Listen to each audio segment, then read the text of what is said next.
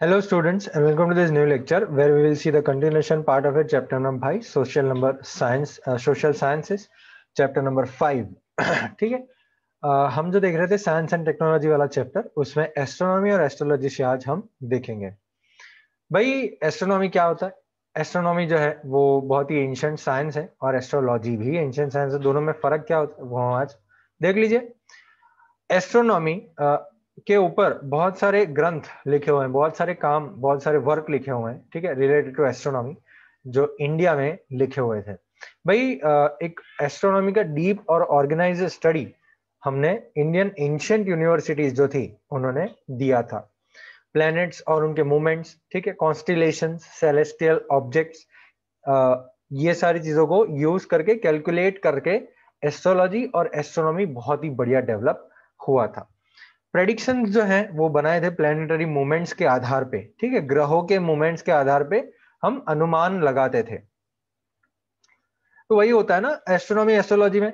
Astrology में वही होता है। एस्ट्रोलॉजी जो होता है वो आपके भविष्य के बारे में आपको अभी बता देता है, ठीक है। तो वो सारे ग्रहों की मूवमेंट्स को देख के वो सारी चीजों को एस्ट्रोलॉजी में आता है। एस्ट्रोनॉमी जो होता है it is the study of celestial objects, ठीक है, मतलब मून है, मार्स है, ये सारे जो प्लैनेट्स हैं, ये सारे स्टार जो हैं, वो सारे का स्टडी जो होता है उसको हम बोलते हैं एस्ट्रोनॉमी।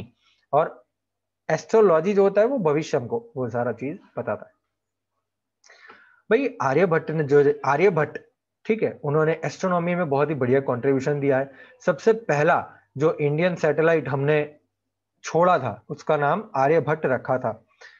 भाई आर्यभट्ट ने हमको डिक्लेयर किया था कि अर्थ जो है वो अपने ही एक्सिस पे रोटेट करता है, ठीक है। तो मतलब उन्होंने ही हमको बताया था कि एक एक्सिस पे अर्थ रोटेट करता है।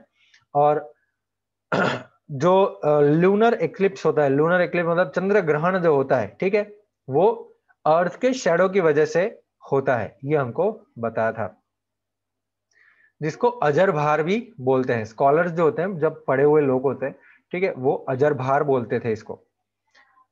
भाई ऐसे ही ब्रह्मगुप्त जो है उन्होंने ग्रेविटेशन के लॉज ब्रह्म सिद्धांत के अंदर लिखे हुए थे।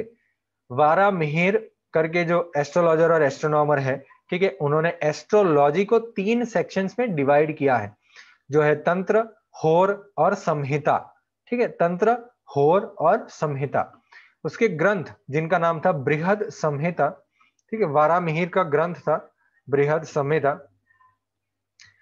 उसके अंदर इंफॉर्मेशन लिखी गई थी भाई इंसान के फ्यूचर के बारे में, उनके कैरेक्टरिस्टिक्स कैसे होंगे, कितने एनिमल्स के प्रकार हैं, मैरिज का टाइम क्या होना चाहिए, पॉन्ड, वेल, गार्डन, ये सारी चीजों का टाइम कब होना चाहिए, मतलब पॉन्ड की खुदाई, वेल की खुदाई, गार्डन कब बनाना चाहिए, ठीक है, और कब पाक ग्रो करना चाहिए। पाक मतलब वो हम क्रॉप्स जो होते हैं ग्रो करते हैं, कब करना चाहिए। तो इसका एक ऑस्पिशियस टाइम जो होता है, एक पवित्र टाइम होता है जो, ठीक है, शुभ मुहूर्त हम जिसको बोलते हैं, वो उन्होंने डिसाइड किया। ये सारी चीजों की इंफॉर्मेशन इसका अंदर दी है, ठीक है, कि प्लैनेट्स की क्या इफेक्ट पड़ती है, टाइम, वो समय, और जो सारे प्लैनेट्स हैं वो कैसे इफेक्ट करते हैं ये सारी चीजों को।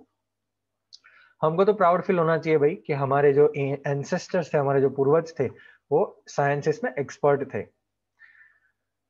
ओके हम अब बात करेंगे वास्तुशास्त्र की। अगर आपने नाम सुना है वास्तुशास्त्र, बहुत ही बढ़िया, आपको पता है वास्तुशास्त्र क्या है, आपने सुना ही होगा, ठीक है। भाई एक एस्ट्रोलॉजी का पार्ट है, वो एस्ट्रोलॉजी का एक पार्ट है वास्तुशास्त्र।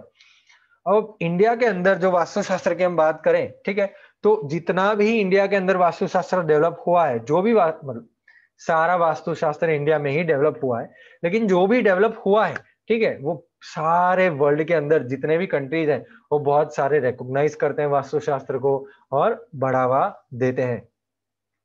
ब्रह्म, नारद, बृहस्पति, भृगु, वशिष्ठ, विश्वकर्मा, ये सारे लोगों ने वास्तुशास्त्र के फील्ड में बहुत ही बढ़िया कंट्रीब्यूशन दिया है।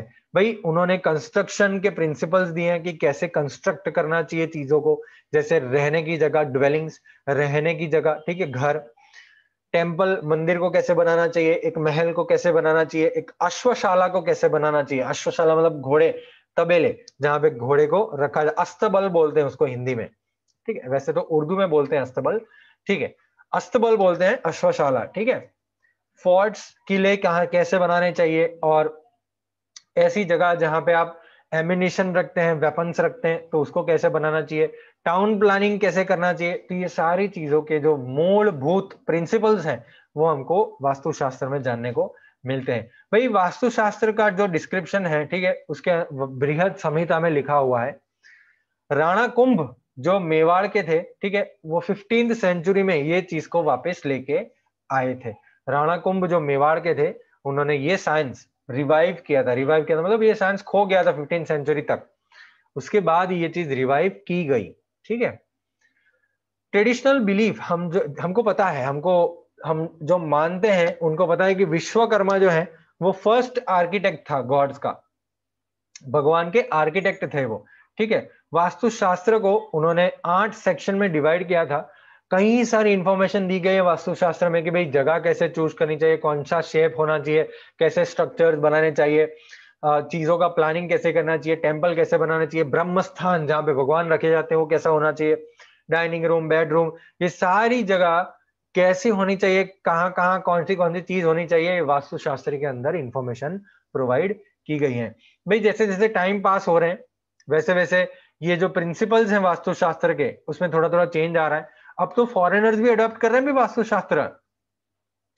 भाई चलिए यहाँ पे देखते हैं हम, भाई इंडियन नॉलेज जो है हमारा, ठीक है, हमारा जो पुराना इंडियन नॉलेज है साइंस का, ये पूरे वर्ल्ड ने एक्सेप्ट किया है। इंडियन कल्चर जो है वो बहुत ही बड़ा है और इसके अंदर साइंस और रिलीजन का एक ब्लेंडिंग है। ब्लेंडिंग का मतलब वो मिले हुए, साइंस के साथ रिलीजन मिले हुए, आइडियल्स हैं, नॉलेज है उसके अंदर। ऐसी चीजों को हम अगर वर्ल्ड में देखने जाए तो किसी भी कंट्री में नहीं मिलेगा। ठीक है भाई, हमारे रिलीजियन, हमारे कल्चर के अंदर सहनशीलता और इक्वालिटी, ये बहुत ही इंपॉर्टेंट चीजें हैं। ठीक है, हमारे कल्चर में डाइवर्सिफिकेशन, हमारे रिलीजन में डाइवर्स रिलीजन से अलग अलग रिलीजन है, हमारे लाइफस्टाइल्स बहुत सारी अलग अलग है, वैल्यूज हमारी अलग अलग है, लेकिन फिर भी हम एक यूनिटी देखते हैं हमारे कंट्री के अंदर। हमको कभी नहीं भूलना चाहिए कि इंडियन कल्चर हमको बताता है यूनिटी इन डाइवर्सिटी। ये आंसर आया था बोर्ड की एग्जाम में, यूनिटी इन डाइवर्सिटी एक्सप्लेन, ये पैराग्राफ लिख देना है भाई। ठीक है, चलिए अब क्वेश्चन आंसर्स के बारे में बात करते हैं एक्सरसाइज के। तो क्वेश्चन आंसर्स की तो पूरी पीडीएफ है, वही देख लेते हैं। आपके स्क्रीन पे ये रही पीडीएफ। ठीक है, ये पहले क्वेश्चन आंसर्स है और उसके बाद है सारे आंसर्स। तो which culture has international significance from the art point of view? Nataraja, Nataraja के स्कल्पचर जो है वही इंटरनेशनली बहुत ही नोन है, जाने गए हैं। इसमें से कौन सा करेक्ट नहीं है? तो वन बाय वन एक बार पढ़ना पड़ेगा ना भाई। Nagarjuna is considered as an acharya of chemistry, सही तो है। The use of mercury ash as a medicine, Nagarjuna ने शुरू किया, हाँ सही है।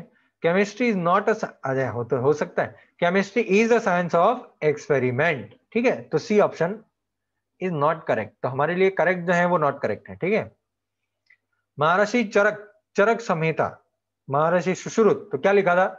सुश्रुत संहिता। ठीक है भाई, ये क्लास की बात है, एक स्कूल में एक क्लास में बातचीत हो रही है, स्टूडेंट्स बात कर रहे हैं मैथमेटिक्स के लिए। तो श्रेया बोल रही है कि भी भास्कराचार्य जो है has written books named Lilavati Ganit and बीज गणित। अब बताइए, आपको बोलना है कि इसमें से कौन सा सही है, किसने सही बोला है। तो मेरे को लगता है श्रेया ने तो सही बोला है, Bhaskaracharya has written books named Lilavati Ganit Beej गणित, श्रेया ने सही बोला है। हाँ, भास्कराचार्य ने लिखी थी। बोधयान डिस्कवर्ड डेसिमल सिस्टम, ये पता नहीं है मुझे। आर्यभट्ट इज एक्नोलेज्ड एज, ये तो पता है, Aryabhatta father of mathematics, yes. India discovered zero, सही बात है। तो श्रेया, मानसी और हर्द, ये तीनों ने सही बोला। यश का मुझे वैसे भी मालूम नहीं था, उसने गलत बोला। बोधयान डिस्कवर्ड डेसिमल सिस्टम, नहीं। तो डेसिमल सिस्टम किसने ढूंढी थी भाई? चलिए आते हैं मैथ्स पे वापस। ढूंढिए भाई डेसिमल सिस्टम, डेसिमल सिस्टम किसने ढूंढी थी? डेसिमल सिस्टम है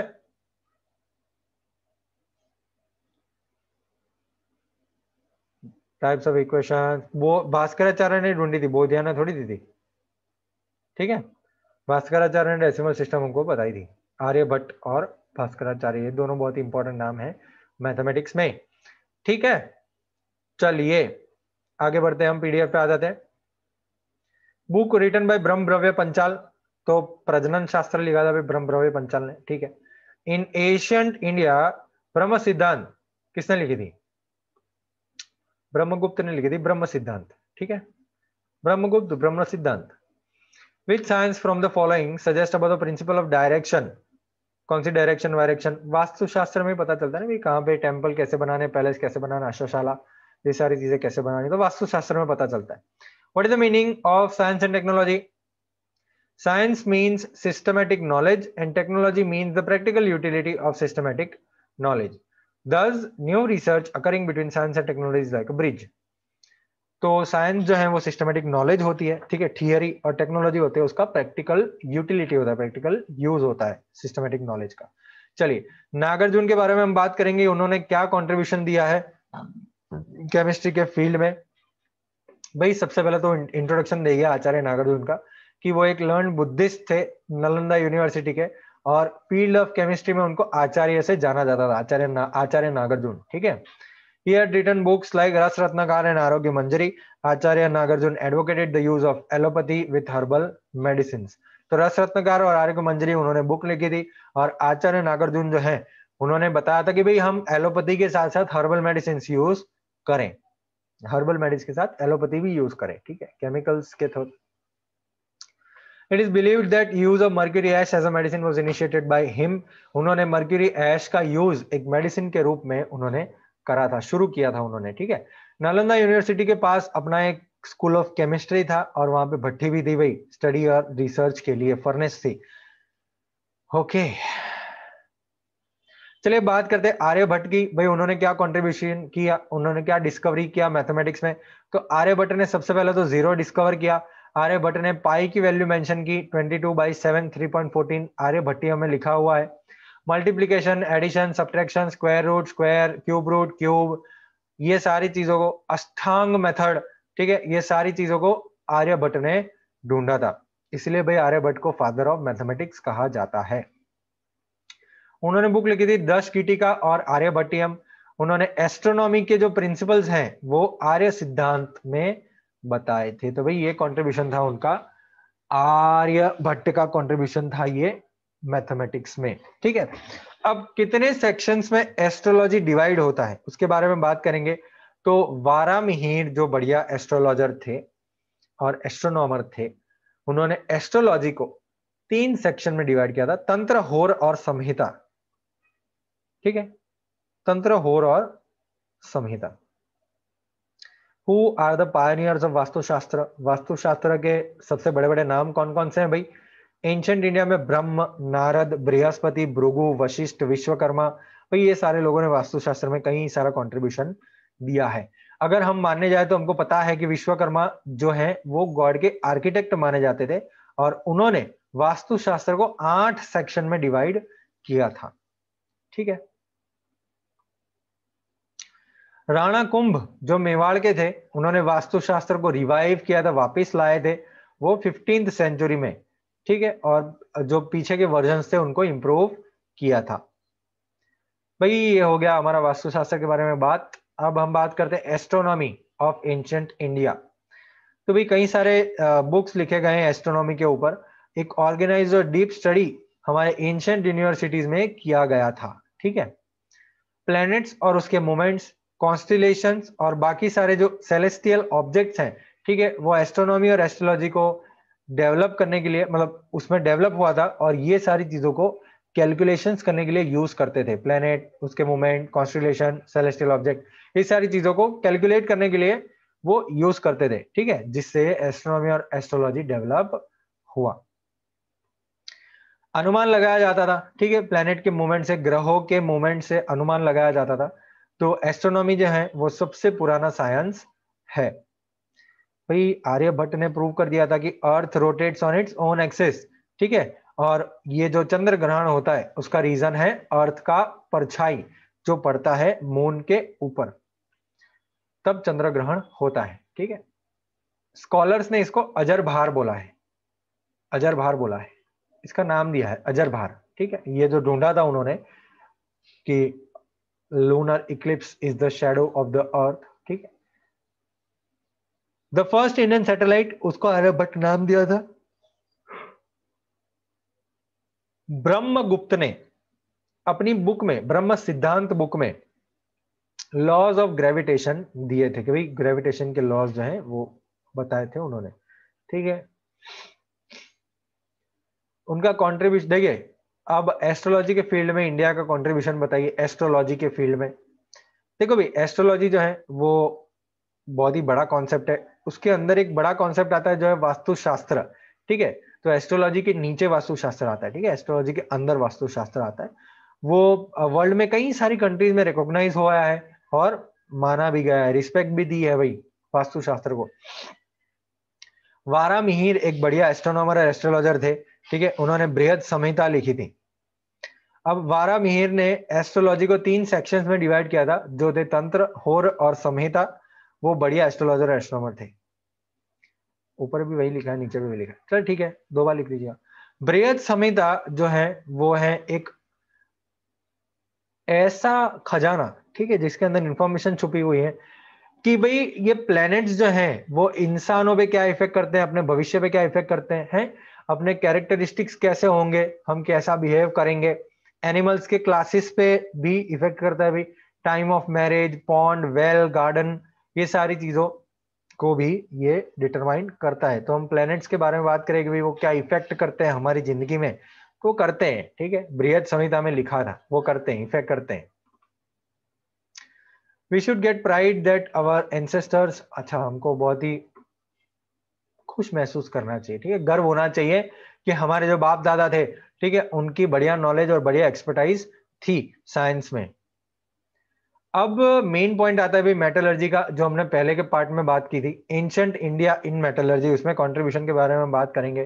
तो भाई मेटलर्जी की हम बात करें तो हम अभी भी वो प्रैक्टिकल लाइफ में यूज करते हैं, और एंशिएंट टाइम पे भी लोग जो थे वो मेटलर्जी को प्रैक्टिकल लाइफ में यूज करते थे, ठीक है। 10th और 11th सेंचुरी में ये ट्रेडिशन बना था भाई मेटेलिक स्कल्पचर बनाने का, मेटल से जो मूर्तियां वूर्तियां बनाने का पूरा ट्रेडिशन था, वो 10वीं और 11वीं सेंचुरी में शुरू हुआ था, ठीक है भाई। हमारा जो एंशिएंट इंडिया है, ठीक है, उन्होंने मेटलर्जी में बहुत ही एक्स्ट्राऑर्डिनरी प्रोग्रेस अचीव किया है। एक मेटेलिक आइडल फीमेल डांसर का वो हड़प्पा सिविलाइजेशन में से खोद के निकाला गया था, ठीक है। तो भाई मतलब हड़प्पा सिविलाइजेशन के टाइम पे, इंडस वैली सिविलाइजेशन के टाइम पे भी मेटल आइडल्स होते थे, ठीक है। मोर ओवर बुद्ध का स्टैच्यू मिला था कुशन पीरियड के समय पे तक्षशिला के पास, ठीक है। चोला पीरियड के समय पे साउथ इंडिया में कई सारे मेटल आइडल्स मिले थे। नटराज का स्टैच्यू जो एक मास्टरपीस है, पूरे वर्ल्ड में जाना जाता है, ठीक है, वो एक बहुत ही बढ़िया स्कल्पचर बनाया था, वो म्यूजियम में रखा गया है। और एक स्कल्पचर है रामा द आर्चर का, राम द आर्चर, वो भी बहुत ही बढ़िया है। More over God, goddesses, birds, animals, ये सारी चीजों के बहुत ही बढ़िया आर्टिस्टिक स्टैच्यूज हैं। और बीटल नट कटर्स हैं, ठीक है, सुपारी काटने के जो होते हैं ना, वो बहुत ही बढ़िया एग्जाम्पल है मेटेलिक आर्ट के। ओके चलिए भाई आगे बात करते हैं हम। Right about the development in chemistry achieved by ancient India. भाई केमिस्ट्री की बात करेंगे हम।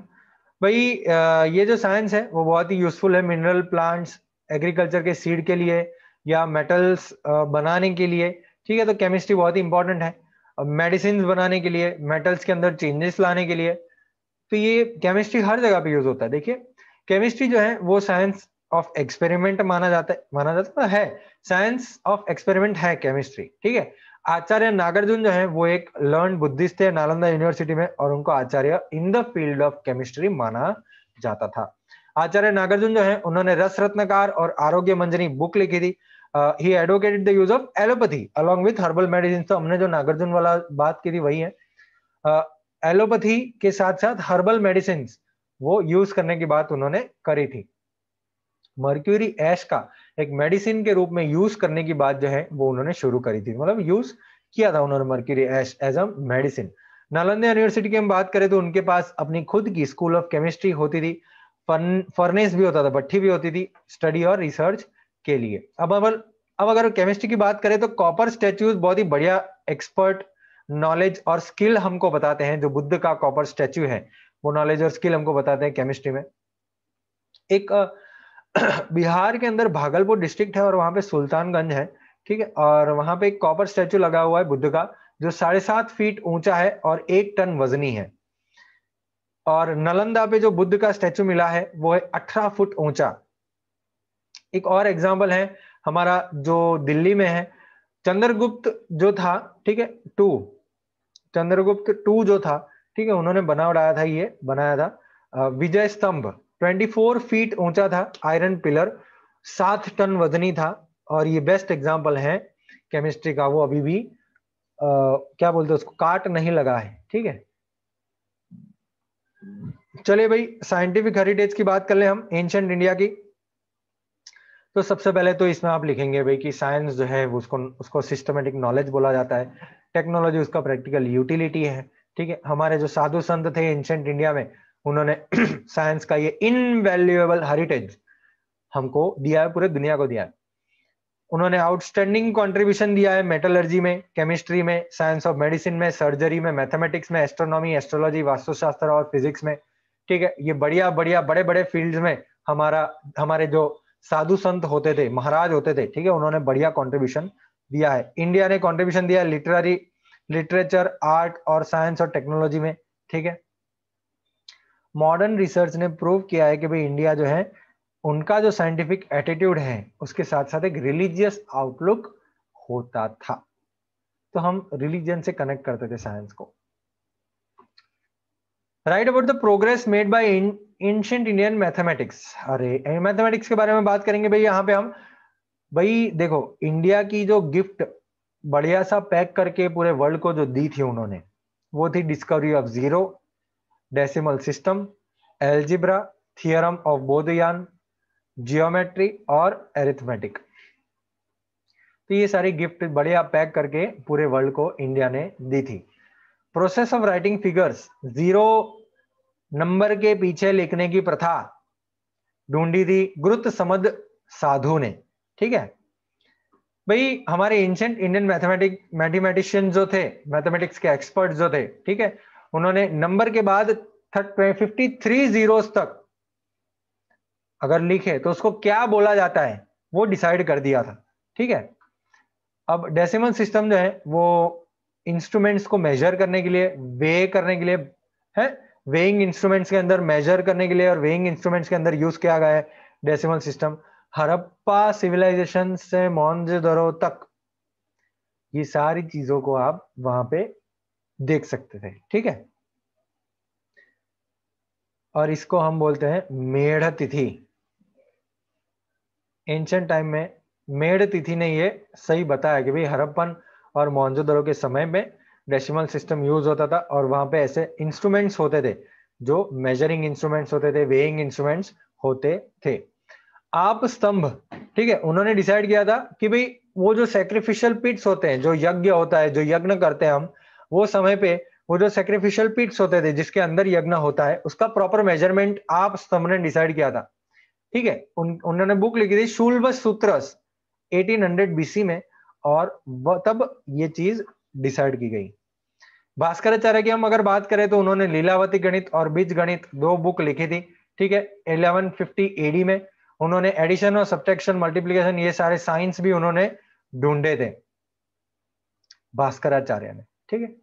आर्यभट्ट की हम बात करते हैं। भाई आर्यभट्ट जो है उन्होंने पाई ढूंढा था, पाई की वैल्यू ढूंढी थी 22/7, ठीक है, 3.14। उनकी बुक में आर्यभट्टियम में लिखा हुआ है, और ये भी लिखा हुआ है कि पाई जो है वो सरकमफरेंस और डायमीटर में कांस्टेंट रहता है, ठीक है।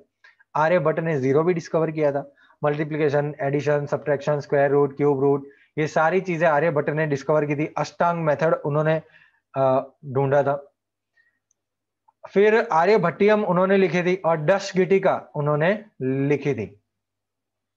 भाई आर्यभट्ट ने बेसिक मैथमेटिक क्वेश्चंस के भी सॉल्यूशंस फाइंड आउट किए थे। मैथ्स, अरिथमेटिक, ज्योमेट्री के जो बेस हम बोलते हैं वो सारी चीजें आर्यभट्ट ने ढूंढी थी। मेन प्रिंसिपल्स ऑफ एस्ट्रोनॉमी उनके आर्य सिद्धांत वाली बुक में उन्होंने मेंशन किया था, मेन प्रिंसिपल्स ऑफ एस्ट्रोनॉमी, ठीक है। और इसीलिए माने जाते हैं आर्यभट्ट फादर ऑफ मैथमेटिक्स। तो भाई बहुत सारे मैथमेटिक्स के एस्पेक्ट अगर हम बात करें तो बहुत सारी स्कॉलर्स ने बहुत सारे बुक में मैथमेटिक्स को डिस्क्राइब किया है, और स्कॉलर्स जो हैं वो हैं बोधयान, आप स्तंभ, कत्यायन, भास्कराचार्य, ब्रह्मगुप्त, एक्सेट्रा एक्सेट्रा। ठीक है, अब हाँ चैप्टर 19 है, 20 है, 2 क्वेश्चन है, थोड़ा कुछ टाइम है, देख लेते हैं भाई कौन सी इंफॉर्मेशन वास्तुशास्त्र में इंक्लूडेड है। देखिए सबसे पहले तो वास्तुशास्त्र एस्ट्रोलॉजी का बढ़िया इनसेपरेबल पार्ट है, ठीक है, और सारी कंट्रीज ने रिकॉग्नाइज किया है। हमारे वास्तुशास्त्र वाले भाई कौन से हैं, ब्रह्म, नारद, बृहस्पति, भृगु, वशिष्ठ, विश्वकर्मा, ये सारे ने यूनिक कंट्रीब्यूशन दिया है वास्तुशास्त्र के अंदर, सॉरी वास्तुशास्त्रों के अंदर यूनिक कंट्रीब्यूशन दिया है भाई। ठीक है, वास्तुशास्त्र जो है वो ड्वेलिंग, रहने की जगह, टेम्पल, प्लेस, अश्वशाला, fort, ammunition store house, town planning, इसके अंदर बहुत यूज करते हैं, इसका प्रिंसिपल बहुत काम आता है। और एक बात भाई, वास्तुशास्त्र के बारे में बृहद संहिता में लिखा था, वो बुक जो है वो राणा कुंभा मेवाड़ को मिली 15th सेंचुरी में, और उन्होंने ये साइंस को रिवाइव किया प्रीवियस वर्जन को इंप्रूव करके। विश्वकर्मा जो है, ऐसा माना जाता है कि विश्वकर्मा भगवान के सारे के जितने भी भगवान थे उसके आर्किटेक्ट थे, ठीक है, और विश्वकर्मा ने वास्तुशास्त्र को 8 सेक्शंस में डिवाइड किया था। भाई वास्तुशास्त्र के अंदर जो इंफॉर्मेशन दी गई है, जैसे कहाँ पे जगह रखना है, शेप कौन सा रखना है, स्ट्रक्चर कैसा होना चाहिए, प्रॉपर प्लानिंग कैसा करना चाहिए, टेम्पल, ब्रह्मस्थान, डाइनिंग रूम, बेडरूम कैसा होना चाहिए, ये सारी चीजों की इंफॉर्मेशन वास्तुशास्त्र के अंदर है। भाई जैसे जैसे टाइम पास होता है वैसे वैसे चेंजेस लेते हैं ये सारे प्रिंसिपल्स, ये सारे अंडरस्टैंडिंग जो वास्तुशास्त्र के होते हैं, जैसे जैसे टाइम पास होता है वो चेंजेस होते हैं उसके अंदर। फॉरेनर्स भी ये चीज अडॉप्ट करते हैं। भाई हम क्या करते हैं, साइंस और रिलीजन को इकट्ठा करते हैं, हमारे ट्रेडिशनल आइडियल्स, प्रैक्टिकल नॉलेज, ठीक है, ये सारी चीजें हमारे वर्ल्ड जो है उसके कई सारे कंट्रीज में एक्सेप्ट की गई है। और ऐसी चीजें कंट्री में बहुत सारी, मतलब कोई भी कंट्री में ऐसी देखने को मिलती नहीं है। भाई हमारे कंट्री जो है वो सहनशीलता और इक्वालिटी मेंटेन करता है हमारा रिलीजियन, लाइफस्टाइल, वैल्यूज में जो डाइवर्सिटी है उसके साथ साथ हम यूनिटी भी देखते हैं। इंडियन कल्चर जो है वो हमको एक यूनिक फीचर बताता है, यूनिटी इन डाइवर्सिटी। अब हम बात करेंगे साइंस और सर्जरी की, यही रह गया था अब, तो उसकी बात कर देते हम। महर्षि चरक, महर्षि सुश्रुत, वाघ भट्ट, ये जो है वो इंडियन मेडिकल साइंस और सर्जरी में बहुत ही आगे बढ़ गए थे, ठीक है, और उन्होंने इंटेंस रिसर्च किया था और हमारे साइंस और सर्जरी को बहुत एक बड़े मुकाम पे लेके गए। महर्षि चरक की हम बात करें तो उन्होंने अपनी बुक चरक संहिता के अंदर 2000 मेडिसिनल हर्ब्स के बारे में बात करी थी। महर्षि सुश्रुत के बारे में बात करें तो उन्होंने सुश्रुत संहिता लिखी थी, जिसके अंदर सर्जरी में यूज किए गए साधन, इंस्ट्रूमेंट के बारे में उन्होंने बात करी थी। और ये भी बोला था, मतलब उस एग्जाम्पल है कि भाई इतने शार्प थे वो कि एक सिंगल बाल को भी 2 टुकड़ों में काट सकते थे। भाई वाघ भट्ट ने लिखी थी वाघ भट्ट संहिता, ये भी एक इंपॉर्टेंट बुक है। चरक संहिता, सुश्रुत संहिता, वाघ भट्ट संहिता हर एक डॉक्टर के लिए बहुत इंपॉर्टेंट बुक है, भाई पढ़नी चाहिए हर एक डॉक्टर को। तो अगर आप डॉक्टर बनना चाहते हैं तो चरक संहिता, सुश्रुत संहिता, वाघ भट्ट संहिता पढ़ लीजिए, ठीक है। हिंदू हर्बल साइंस जो हमारे पुराने जमाने में होता था, उसके अंदर मिनरल्स होते थे, मेडिसिन होते थे, जो प्लांट्स और एनिमल्स से हम लेते थे हर्बली, ठीक है। भाई ये सारी चीजों में ऐसा मेंशन किया गया है कि भाई एकदम कॉम्प्लेक्स प्रोसेस, कैसे मेडिसिन बनाना है, कैसे क्लासिफाई करना है, कैसे यूज करना है। ब्लड सर्कुलेशन भी वो समय पे वो रोक सकते थे बैंडेज के रूप में, बैंडेज को यूज करके ब्लड सर्कुलेशन रोकते थे वो। स्किलफुली ऑपरेशन करते थे, एब्डोमेन का, किडनी का, कैटरेक्ट का, हर्निया का, स्टोन का, ब्लैडर का, ये सारी चीजों का बहुत ही बढ़िया ऑपरेशन करते थे वो, और एक्सपर्टाइज देखने को मिलती थी। प्लास्टिक सर्जरी कर सकते थे भाई, अगर कहीं कान बान फट गया है, नोज टूट गया है, तो उसको प्लास्टिक सर्जरी करते थे वो। स्टूडेंट्स को सिखाते थे नॉलेज, ठीक है, डेड बॉडी पे या वैक्स स्टैचू पे सर्जरी करके वो स्टूडेंट्स को सिखाते थे, ठीक है। वो लोग एक्सपर्ट थे वुमेन और चिल्ड्रन के जो साइंस में, डॉक्टरी में है, ठीक है, गायनेकोलॉजिस्ट एक्सपर्ट थे। और वो लोग सिम्टम्स रिकॉग्नाइज कर सकते थे, डिजीज को समझ सकते थे कौन सा डिजीज हुआ है इनको, और खाने पीने की सलाह भी देते थे। वो समय पे एंशिएंट इंडिया में वेटरनरी साइंस भी डेवलप हुआ था। पहले के जमाने में जंग होती थी, जंग में घोड़े, हाथी, ये सारी चीजों को यूज किया जाता था, तो उसका भी साइंस डेवलप हुआ है डिजीज पे, घोड़े, हाथी के ऊपर। हस्ती आयुर्वेदा, अश्वशास्त्र बुक्स लिखी गई है, ठीक है। एक्सपर्ट राइटर ऑफ मेडिसिन वाघ भट्ट, ठीक है, उन्होंने अष्टांग हृदय बुक लिखी है।